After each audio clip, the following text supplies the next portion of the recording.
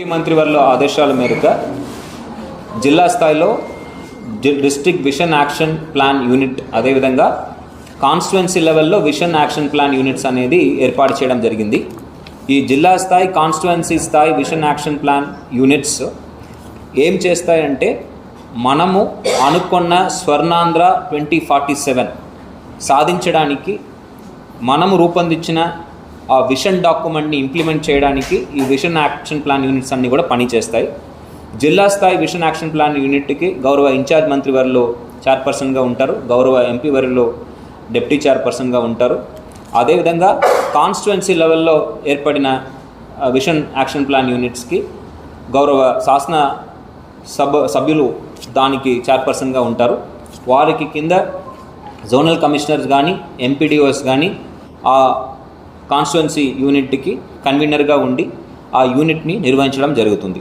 ప్రతి యూనిట్కి కూడా 5 మంది గ్రామ సచివాలయ వార్డు సచివాలయ సిబ్బందిని మనం కేటాయించడం జరిగింది. వీళ్ళతో పాటు రాబోయే రోజుల్లో ఒక యంగ్ ప్రొఫెషనల్ని కూడా అటాచ్ చేయడం జరుగుతుంది.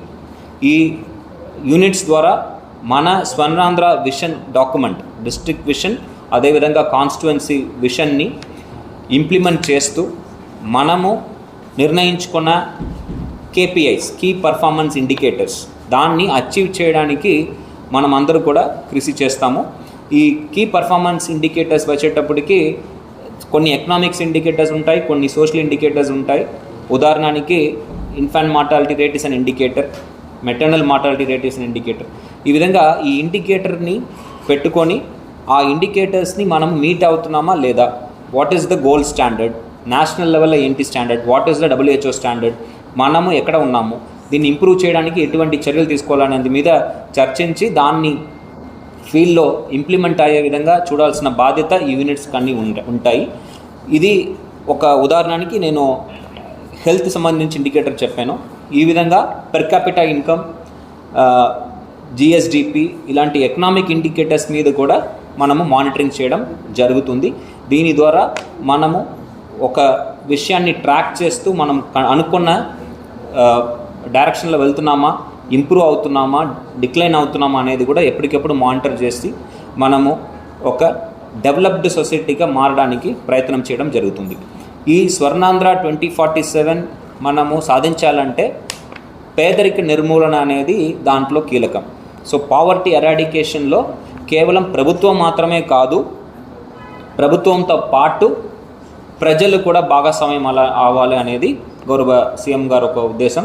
దానికే పబ్లిక్ ప్రైవేట్ పీపుల్ పార్ట్నర్షిప్ అనేది తీసుకురావడం జరిగింది. ప్రజలు కూడా భాగస్వామ్యం అయితేనే మనము ఈ పావర్టీ అనేది పూర్తిగా మనం ఎరాడికేట్ చేయగలం అనేది సీఎం గారు ఒక ఉద్దేశం. దానికి P4 విధానంలో సమాజంలో ఉన్న బాటమ్ 20% ఫ్యామిలీస్, పావర్టీలో ఉన్న 20% ఫ్యామిలీస్ని టాప్లో ఉన్న 10% ఫ్యామిలీస్ ఆదుకోవాలి, 10% ఇండివిజువల్స్ ఆదుకోవాలనేది ఉద్దేశం.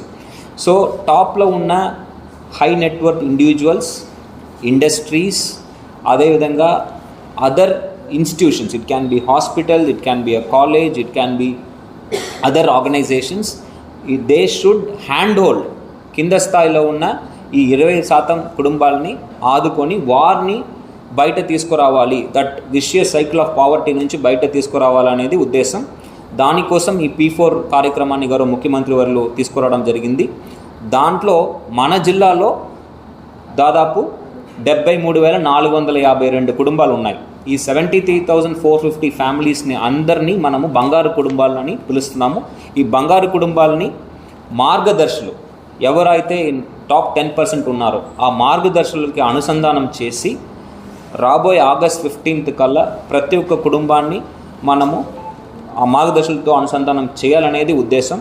వారిని ఆ అనుసంధానం చేసిన సమయం నుంచి వాళ్ళకి కావాల్సిన గైడెన్స్, ఈ గైడెన్స్ అనేది కేవలం ఫినాన్షియల్ అసిస్టెన్స్ మాత్రం కాదు, వాళ్ళకి నైపుణ్య శిక్షణ కావచ్చు, చదువు కావచ్చు, ఆరోగ్య సమస్యలకు ఏదైనా హెల్ప్ కావచ్చు, వారిని పావర్టీ నుంచి బయట తీసుకురావాల్సిన ఉద్దేశంతో మనము ముందుకు వెళ్తున్నాము.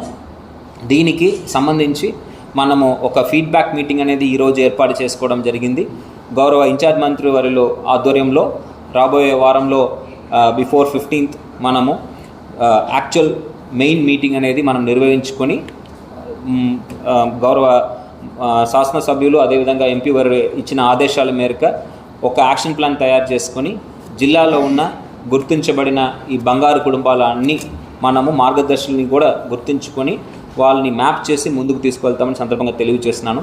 సాయం చేయాలని అనుకున్న ప్రతి ఒక్క హై నెట్వర్క్ ఇండివిజువల్, అదేవిధంగా entrepreneurs, industrialist, professors, teachers, government employees, private sector employees, companies, professionals like chartered accountants, doctors, lawyers అందరినీ కూడా ఈ సందర్భంగా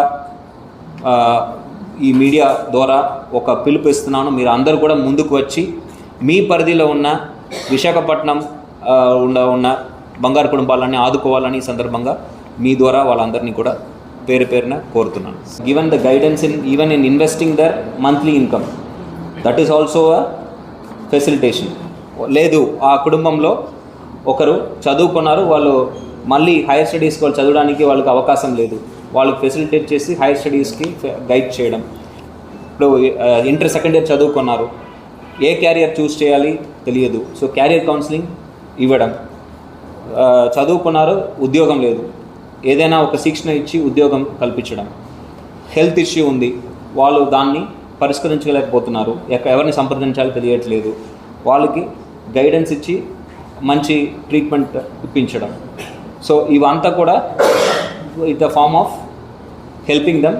ఒకసారి చేసి వదలడం కాదు, ఆ కుటుంబం బయటపడేలా, స్థిరపడేలా, స్థానికంగా ఆర్థికంగా స్థిరపడేలా వాళ్ళకి ఫెసిలిటేట్ చేయాలనేది ప్రభుత్వ ఒక లక్ష్యం, గౌరవ ముఖ్యమంత్రి ఒక లక్ష్యం. దానికి అందరూ కూడా సహకరించాలని సందర్భంగా కోరుతున్నాను.